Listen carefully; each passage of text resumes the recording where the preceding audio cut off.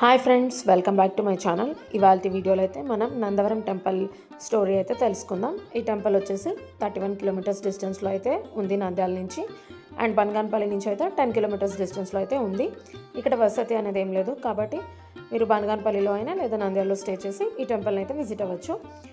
ఈ temple timings వచ్చేసి morning 6 to మధ్యాహ్నం 1 o'clock వరకు ఉంటుంది. అండ్ అలాగే మధ్యాహ్నం 3 నుంచి నైట్ 8:30 వరకు అయితే ఉంటుంది. ఇది మండే టు సాటర్డే టైమింగ్స్ అనమాట.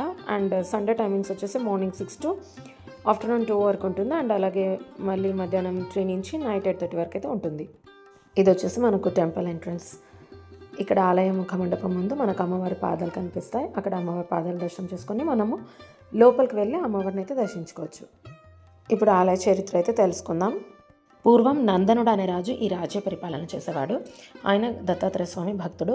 ఒకరోజు ఆయన తపస్సుకు స్వామి మెచ్చి ఏం కావాలి అని కోరుకోమనగా ప్రతినిత్యం కాశీకి వెళ్ళి గంగా స్నానం చేసి విశాలక్షి అమ్మవారిని దర్శించాలని ఉందని కోరుతాడు.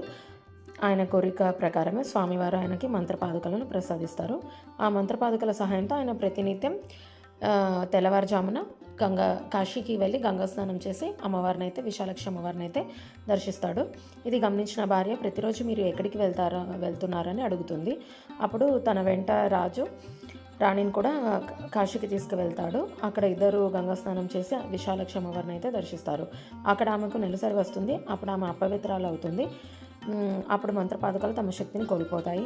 అప్పుడు రాజు బ్రాహ్మణులని ఆశ్రయిస్తాడు. అప్పుడు బ్రాహ్మణులు తమ మంత్రశక్తితో ఆమెను పవిత్రాలని చేస్తారు. అప్పుడు మంత్రపాదుకలకు కూడా శక్తి వస్తుంది.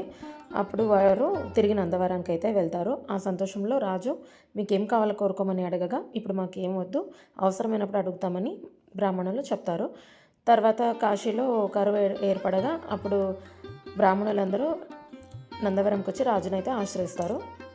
అప్పుడు రాజు తనకేమీ తెలియనట్లుగానే నటించి అందుకు సాక్ష్యం ఎవరో తమ వెంట పిలుచుకోరమని చెప్తాడు. అప్పుడు బ్రాహ్మణులు కాశీకి వెళ్ళి విశాలాక్షి అమ్మవారే తమ సాక్ష్యమని తమ వెంట నందవరంకి అమ్మవారిని అయితే తీసుకువస్తారు. అప్పుడు రాజు మిమ్మల్ని నిత్యం సేవించుకున్న భాగ్యం కోరి ఇట్లు చేసి తిని తల్లి, ఇందులో నా తప్పుంటే క్షమించమని కోరుతాడు.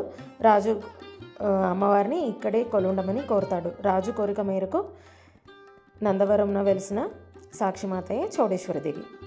ఇది ఆలయ చరిత్ర. మీరు ఇక్కడ టెంపుల్ మొత్తం వీడియోలో చూడొచ్చు.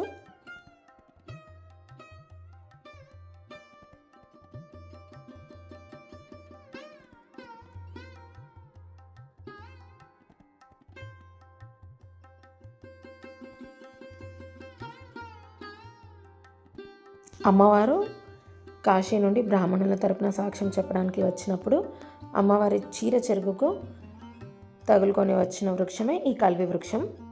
దీనిని సంతాన వృక్షం అని కూడా పిలుస్తారు.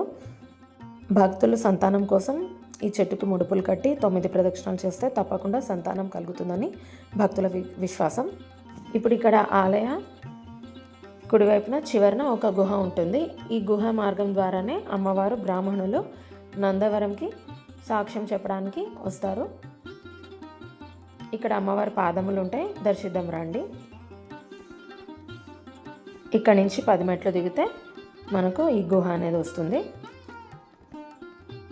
ఈ గుహ ద్వారానే ప్రతిరోజు నందనుడు కాశీకి వెళ్ళి అమ్మవారిని దర్శించేవాడు.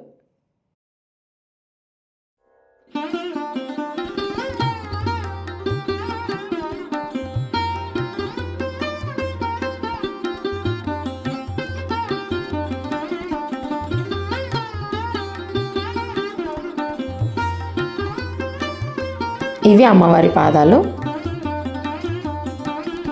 ఇవే అండి నందవరం విశేషాలు. చూశారు కదా. ఈ వీడియో మీకు నచ్చినట్టయితే లైక్ చేయండి, షేర్ చేయండి, సబ్స్క్రైబ్ చేయండి. Thank you for watching. Bye.